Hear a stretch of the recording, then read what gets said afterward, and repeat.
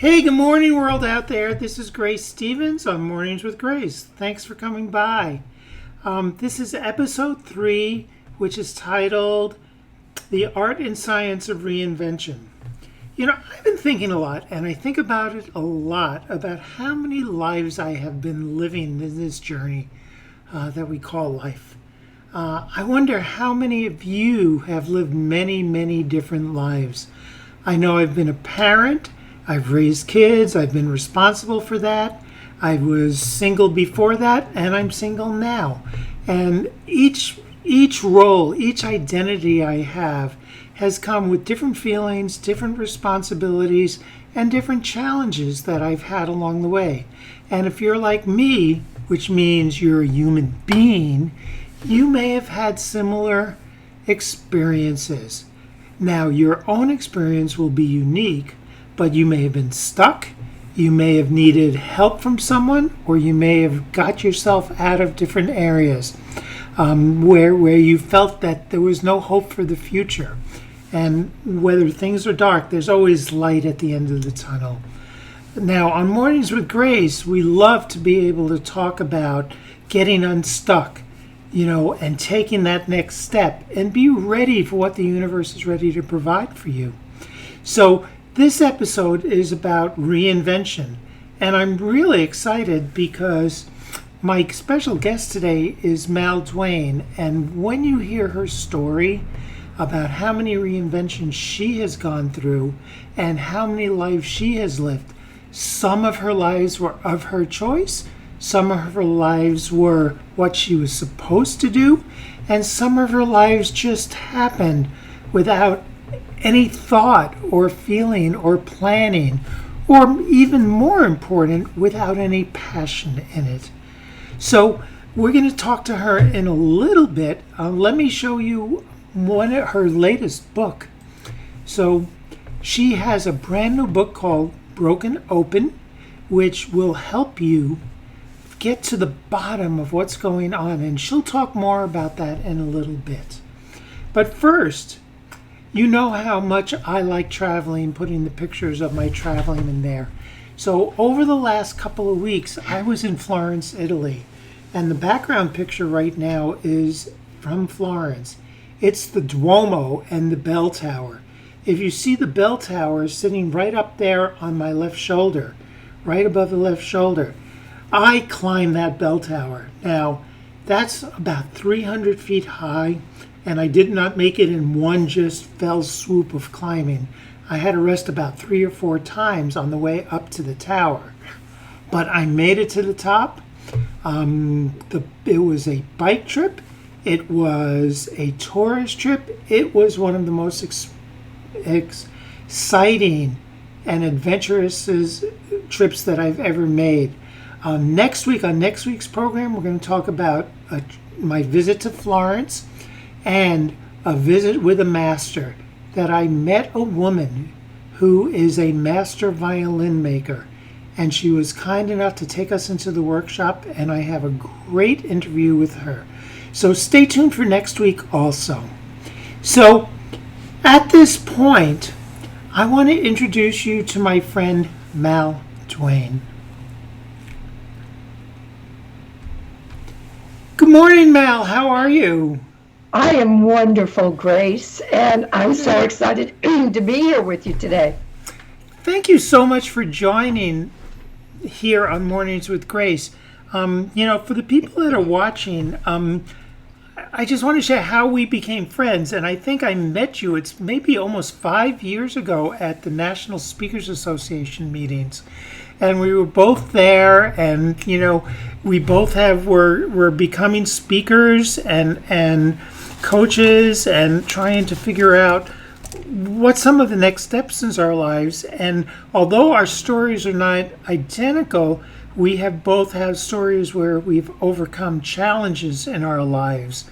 And we both felt that when we can share our stories with others, our hope is that we can make a difference to other people. That's why I love you, because I sense that right away about you. Your authenticity, sharing your challenges in such a deep way. Mm-hmm. I think immediately I had you on my podcast when it was brand Yeah. spanking new, because you just had so much to share, and you were on a mission to help people that were embracing the same challenges you have. And I do the same thing. Right. Yeah. And it doesn't matter what our challenges are. We need to see examples of people who've overcome their challenges, and that's the inspiration part. Right. Yeah. So I know I would love if you can share some of your story. And I know that when you were young, back in the almost ancient history of the 60s, that you had taken on a path and a journey that young girls would dream they could take a path like that. And I would love you to share some of what your story, your experience, the highs, the lows, the challenges, and what happened to you. And, and again, part of the idea is what we'll get to is, what's your magic? What is your special qualities in life, either then or now, and how have you overcome some of those challenges? So I'm going to just hand the mic to you. Oh, thanks. Put me in the hot seat, girl. Yeah. At a very early age, I could see that I was different than my peers. I was 16. I was 6 feet tall. I weighed about 100 pounds if I was lucky. And the first incident of being really made aware of how different I was is when some friends of mine called me malnutrition. And then somebody else called me malfunction. Grace, those words were branded into my flesh, that I wasn't accepted. I wasn't part of my peer group. And that fueled me to try to find some way to comfort myself, give myself some false courage, feel good about myself. Yeah. And I have to tell you, Colt 45 malt liquor became my best friend in my teen years. And you know what? It did a good job for a while. So what happened was because I was so tall and thin, feeling so, having no self-esteem, no confidence, I used alcohol as a crutch. And obviously that took me down a very different path than probably what I initially saw how my life would unfold. Yeah. At the age of 19, all of a sudden I was made an offer to model because of my height and being so thin, and I started working with the top designers around the world. I worked with Pauline Trigger and Courrèges and Donald Brooks, Ole Cassini, and even Rudy Gernreich. And matter of fact, I have a picture now that's being put into a catalog that they're doing on Rudy Gernreich at the Fashion Institute in LA. I have a photograph of me in a dress that they didn't have a picture of, so they've asked my permission to use it. And I said, oh, of course, absolutely. When this happened, Mal, when this happened, was this exciting for you, or were you already with Colt 45 and the alcohol, and what were you feeling when you were at this height of the world in the modeling world? I went in and out in the joy and the excitement. 1 minute, I could be caught up in the excitement of it and be traveling internationally and working with the best photographers, and then I could just crash and burn the next day. So it was a very up and down emotional ride. But people, when they looked at pictures of me, they saw this beautiful young woman, great photographs. When I looked at them, I didn't see that. Right. And you can see a darkness in my eyes in almost every picture. It's like a blank stare sometimes. Yeah. I wasn't engaging with what was happening around me. I was lost in my head, in my own thoughts. Even though I was being photographed, and even though I had the most beautiful clothes on and hair and makeup, inside, I did not feel pretty. And you can see it on my face.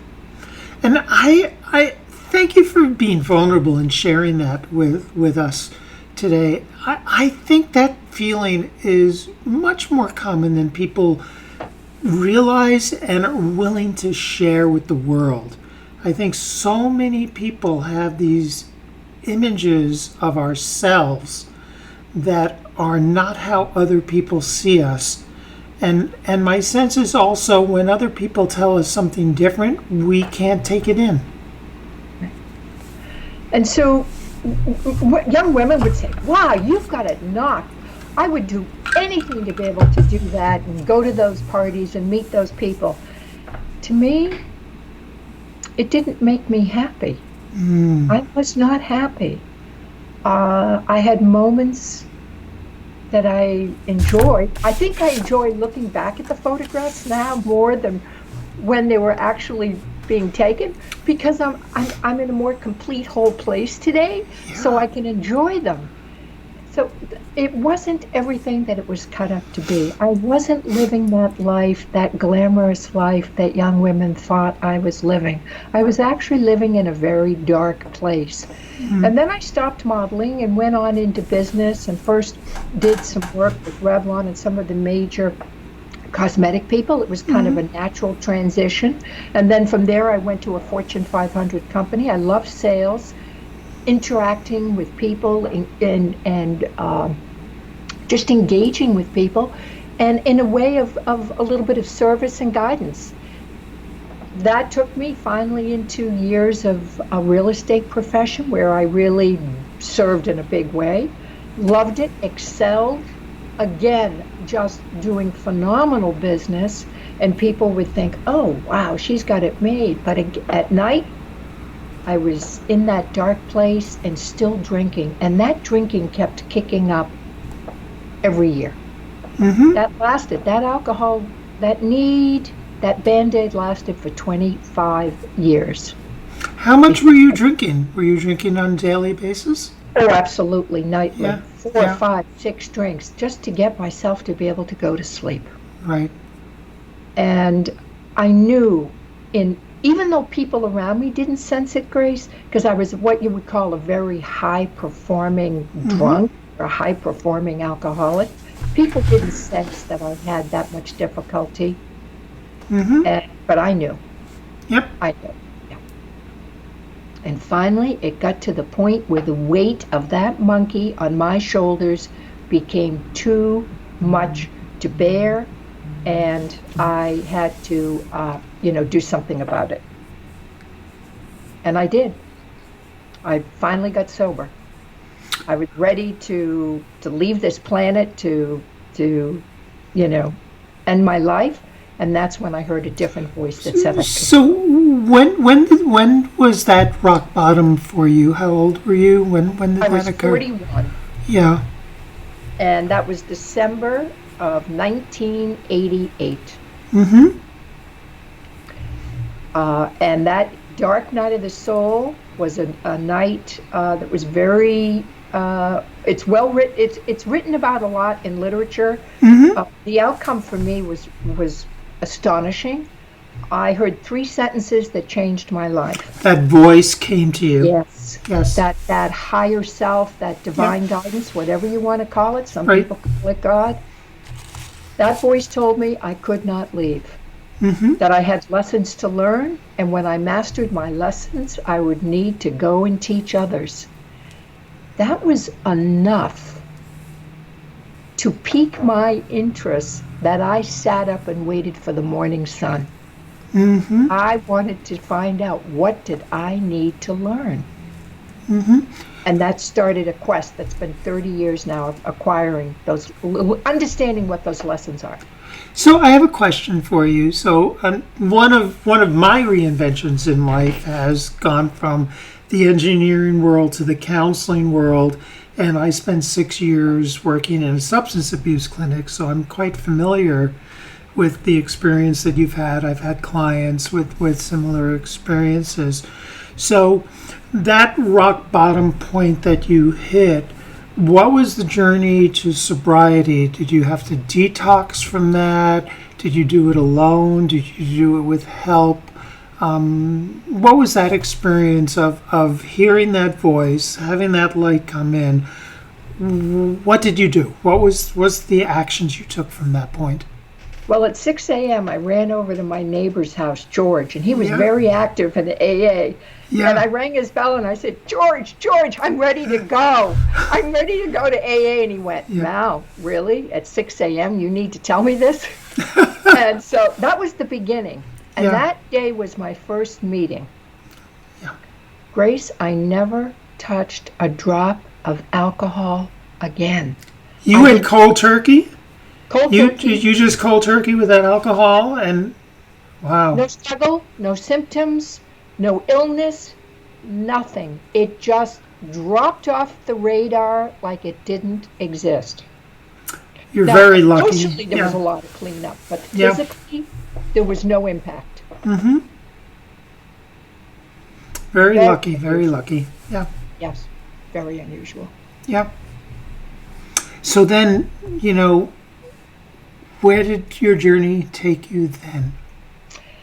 So I did my meetings daily for a year, and then I was doing step meetings. I was in real estate while I Yep. was doing this. I loved real estate. I was really passionate about it. It might have become my new addiction. When we let something go, we can grab onto something else. And I Yep. think that my career became my new. It was almost an addictive experience at first. I just learned everything I could learn about the real estate business, acquired every designation you could acquire. Mm-hmm. All of that, and $1 would get me a cup of coffee back then. Yeah. I did learn a lot, and I mastered that business in a matter of 3 to 5 years, and then I realized I want to open my own corporation, and that was the next step, and I did that. Well, these earbuds keep falling out of my ears today. This is strange, and then I did my own business. And so it's been I've been in real estate since 1986, so it's 33 years. Mm-hmm. I have 30 years of sobriety, so the first 3 years of my business in real estate was probably a little shaky, but I've built a wonderful business. And then I started thinking about, well, these lessons Yeah. that I'm learning, what am I doing with these lessons?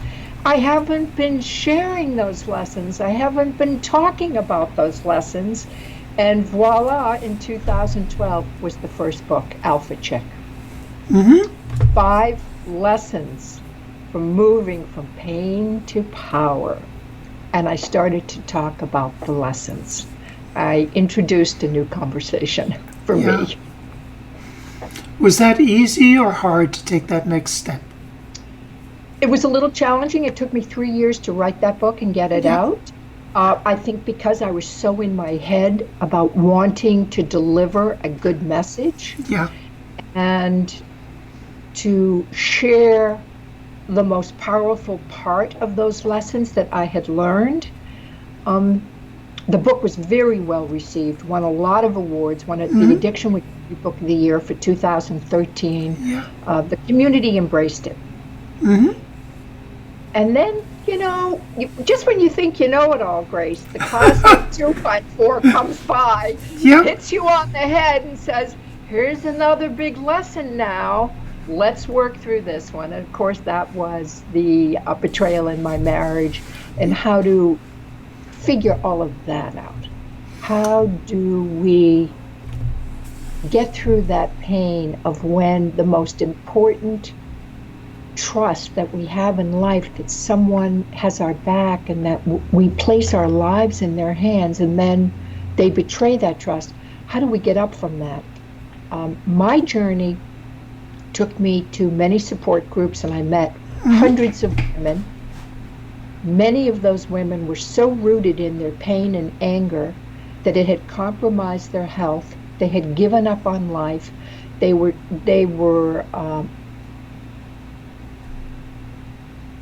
never going to love again. And I said, to me, that is more tragic than what initially happened. And I wasn't going to be a statistic. I was not going to be a victim of what had happened. That did not sit well with me. And I said, I have to figure this out. And when I do, I'm going to write about it. So book 2 was birthed, Broken Open, Bracing Heartache and Betrayal. Were you able to stay sober through that entire process? Yes. That's awesome. Because I had a different toolbox. Yeah. This time, my toolbox was a spiritual practice, it was meditation, it was journaling, it was self-inquiry, looking at healing modalities. I use crystals. I do a lot of things that some people might think are woo-woo, but for me, they work. And that was my toolbox this time. It wasn't a vodka. Never thought about alcohol. That's awesome. When I was teaching in the clinic, I used to ask people, why do they drink, and I would only accept one answer, and the answer I would accept is to numb my feelings. And the idea is when we get into those difficult points of grief and pain, we don't want to feel those feelings. So I'm so excited to hear you had another toolbox. And, the work that you're doing is to let people know there are these other toolbox, that rather than to run away, to numb out, to disappear. We are responsible for ourselves, and we have to pick ourselves up so many times in life. Interesting thing, when I started my path of sobriety, I realized that my thinking is what caused all my own suffering. So if I could pay attention, and my thinking was inseparable to how I felt. Yeah. So if I could pay attention to what I was thinking, I could automatically change how I was going to feel. I no longer needed that Band-Aid, that alcohol, because I had figured that much out. If I could step out of the insanity, the craziness of my own thinking, I could really uncover what was truly happening to me and who I was. It was interesting. Yeah. And I think that we get so stuck in our heads and think that the answers are outside of us. Somebody has to rescue us. And the reality is the lessons, and I think we all learn these lessons sooner or later if we're willing to be open to say the answers are inside of us. Yes. Right? And I've talked about that extensively. Yeah. I mean, I ran around always looking for a solution outside of myself. Yeah. Once I learned to quiet this down, I was able to look within. Right. And that's where I found my best guidance. And that's what I teach women today. And that's where your happiness comes from. It's inside you. It's not outside coming in. It's inside that comes to the surface, and then you find enough to bring out into the world. That's one of the big lessons that I teach, is that your self-worth is not defined by material things or other people. Right. It's an inside job. No matter what you acquire is not going to make you happy. And you see this now, it's very common. Very successful business people who have a gazillion dollars and homes and cars and everything else, and they're not happy. Yeah, I talk sometimes about the triple constraint of do, be, have. And we spend so much time doing, and we spend so much time having, we forget the being part on there. And like many triple constraints is you get to choose 2 most of the time. And we give up that sense of who am I, and the reinvention part that we talk about, that who am I is only in this present moment. Yes. Who am I now? And now. And now is what we get to do. So I love hearing your story, and I love hearing the reinventions from modeling to real estate. But even at that, those lives that you were living were not yet fully authentic for yourself. Right. until you built that internal relationship that says, this is who I am, and I am going to be happy from within. And there was one other component. This Yeah. is who I am. Yeah. I'm not defined by anything I've done in the past. Not the do. And I'm able to tell my story, own it all, embrace it, and not be living behind a veil of shame or guilt. Right. Right. And the beauty of sharing those stories is not telling someone else you should live like this. It's the answer is you get to write your own story. Yes. Yeah, I love that. So I do know you have a new book, right? Right. So can you tell us a little bit about the new book, which I've just put up on the screen, Broken Open? So the new book was inspired by all the wonderful souls I met on this path of healing again. Yeah. And learning, how do we heal from emotional devastation, and not stay in that rut, not be a victim of it. And so I interviewed, I think, somewhere between 250, 300 women to compile the data that I wanted to work with. And then I dug deep. I started to really look at the situation and what power do we have as human beings when we're in a situation like this? What can we do? And the first thing I realized was that our healing is not dependent on what somebody else is going to say or do. They may apologize. They may say they're going to go into recovery. They may say they're going to give up an affair. They may say they're going to do something. But that's not ultimately going to bring your healing. Your healing is going to come from the inside, just like everything else does. So that was huge, because when I started the journey, I was saying, well, if my husband does this, this, and this, I'm going to feel better. Well, no, that would have been a Band-Aid on a situation. We had to look under the hood to see what was really going on. And that's a term I use a lot for really asking those hard questions of ourselves. That self-inquiry. And what I got out of that was, in a relationship, we are 50% of the equation. So we've got to take 50% of the responsibility. And we don't take responsibility in a relationship when it's been something that's been painful. We have a natural ability to want to project everything, our discord on the other person. But we can't. We're 50% of that. And we've been 50% of every relationship we've had previous to that one. And what have the patterns been? And I recognized there were patterns in all of us. Mm-hmm. And we had what I call like a love story that starts when we're little kids, 5, 6, 7 years old is when we really develop our concept of love through the way we're treated to our families and people around us. And the 4 profiles were, if we're givers, where we just give too much and we, just there's nothing left. We're takers. We constantly take. We don't know how to give. We're an allower, where we allow people to, step all over us. We tolerate inappropriate behaviors. And, oh my God, I just had my mind just went blank and I forgot the 4th one. It will come to me in a minute. Okay. But so these are repetitive patterns that we all show in relationships. And women,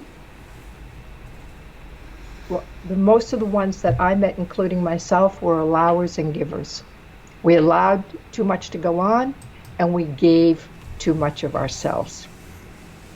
And therefore, we set ourselves up for an adult relationship with filters that we established when we were children. So you're using outdated data to look at a current relationship. Bingo! Game changer. Yep. Game changer. Because I had a repetitive pattern in my relationships that I had never recognized or dealt with. Right. I think so many of us are so stuck in that repetitive pattern and can't see it. So that recognition is just that, whether the universe hits us on the shoulder or a coach hits us on the shoulder that says, stop, look all around. Don't just look straight ahead and go the same way you're going. Check what's going on all around you. And what are you doing? Yeah. Yeah. So is that some of the coach work that you're doing now too? Helping people do this? Yes. That's awesome. I love doing workshops when I do a book signing. Yeah. I want to share the lessons from the book with the women that are there. Yeah. And that's just one of them. One of the lessons is, our love story profile. The other thing is, it's the wisdom in the wound. Mm-hmm. Oh, that's really beautiful. Things happen to us not because we're here to be punished and to suffer. We experience these things so that we can learn how to correct them, to expand as souls while we're in this human classroom. And if we don't correct those patterns now, when we come back again, we'll just be doing the same thing over again until we get it right. So I have found that in those moments of deep pain is when you have the potential for the greatest awakening and wisdom coming from that experience. They can be the most powerful lessons. I so agree with you. That's beautiful. Yeah. That is so great. So, what's next for you? Oh! Oprah, where are you? No. Every girl's dream, right? Yeah. I've been doing a lot of book signings over the summer and have workshops scheduled. And now I'm looking at moving to California. I've been in my house for 27 years. Yeah. And I've loved my home. It's been my nest. Yeah. But I woke up one day, unexplainable, just woke up and said, I need to move to California. That's where my tribe is now. I'm loving the energy out there. I love the feeling of it. I don't like winters anymore. I want to be in warm weather, and I want to be in an area that's evolved and into wellness, into spirituality.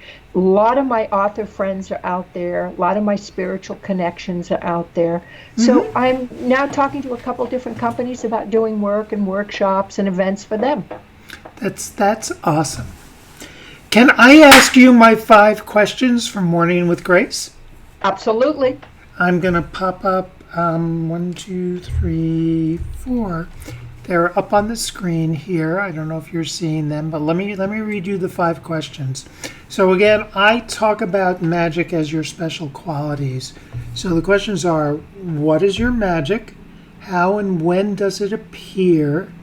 Is it recognized by others? What's the impact on you? And what are the unintended solutions you have experienced from being you and your special qualities? So what's your magic, Mal? I think my magic is that I lift people up when they're wounded. Yeah. Yes. I hear this all the time from the people that I speak with. You inspire me. Yeah. Your inspiration has given me the courage to stand up and take a different path. And I can feel when people are deeply wounded. I feel that energy when I'm in their presence. I feel their pain. I identify with it. Yeah. I'm very open. I've probably made every mistake a woman can make. So I understand when I see another one that is suffering. I go, oh wow, I've been there. I know that. So I think it's helping them get back up. Right, and sharing that empathy is that value of saying, I know, I've been there. Right, yes, you can't solve their problems. Yes. And I feel that I create a safe space for them to be able to express the pain that they are feeling. Right. Yeah. Because we have to be able to talk about what the wound is in order to heal it. We can't suppress it. It will just rot, it will fester, and it will come back. So what's the impact? What's the impact when people share this for you? You're there wanting to lift them up, and you know this is going on. Because I know from my experience, you know when that relationship is doing the magical thing of working and lifting. What goes on within you when that's occurring? I get so lit up, Grace. Yeah. My heart just, I can just feel my energy expanding out of my body. I know it's what I'm meant to do.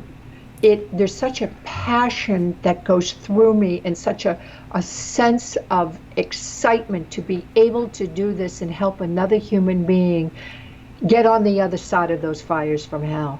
And it just, I know that's what I'm meant to do. I feel it. Right.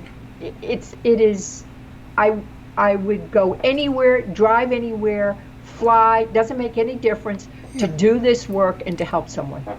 So in the language of the woo-woo, which we talked about, is I suspect when you get lit up there, that's your aura and your energy field expanding. Yes.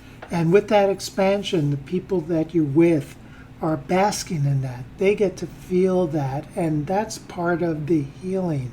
That's part of the lifting that you're talking about. Yes. So that's the magic that you have. I get that. And when you do that, and I like to talk about unintended solutions, and I think that what I've heard you say, you do that because you know that is, what you're supposed to be doing at this point on your journey in there. Have you received any unintended solutions from just being that? Like things you didn't expect, were surprised, any kind of wonderful solution? Well, I've been surprised at my own growth and my own evolution in doing this work. I have such a feeling of wholeness now that I never thought I would ever experience in this lifetime. And it makes me tear up to think about how whole and complete. And I have such a feeling of respect for myself now and self-love.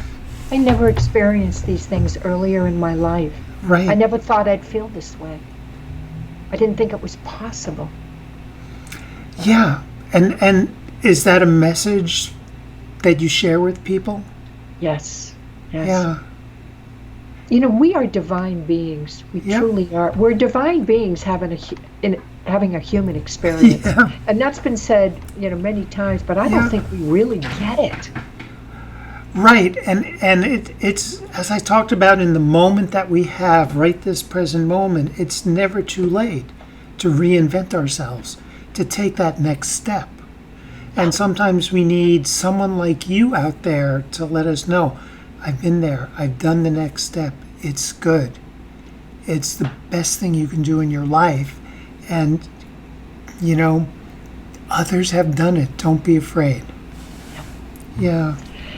And taking a next step, of course it's scary. Yeah. The unknown can be scary, but living in pain and making the same mistake over and over and over again, to me, is scary, and it's insanity. So I'd rather take that next step and see what the possibilities are. What am I open to at this point? Right. Last week the episode was titled "The Pit Stop in Hell is Optional." And so many of us just spend so much time in that pit stop and get stuck. And, you're one of those people, really putting new tires on for people. I love that. So, Mal, I want to kind of finish up a little bit now, but what else would you like to share with the people who are viewing this, or what's going on with you, or just open up, what would you like to share in some closing words? Well, the work that I did on myself, anybody can do. Yep. It's just a burning desire to find a better way of living, rather than continually smashing my head on the concrete, rather than loading my body up with drugs and alcohol, to uncover who we really are. And what I did, anyone can do. Yeah. It's developing a little bit of a discipline and a desire. I developed such a burning desire to understand the power of personal transformation. That was the hook that took me on this 30-year quest of 1,000 books and hundreds of courses later to understand, as human beings, we have the power to create our lives, to change the things we don't like, to attract whatever we want. It's all there. It's all right there. Just figuring it out. Yep, and you're available to help people, and your website is right above your little head in this video there, if people want to connect with you and get some help. So thank you so much for joining me today. Thank you. You know, hang on. I'm gonna put on the little closing song for my friend Lori Diamond that says "It's never too late," and I'll talk to you in a minute. Okay. Beautiful. Thank you so much.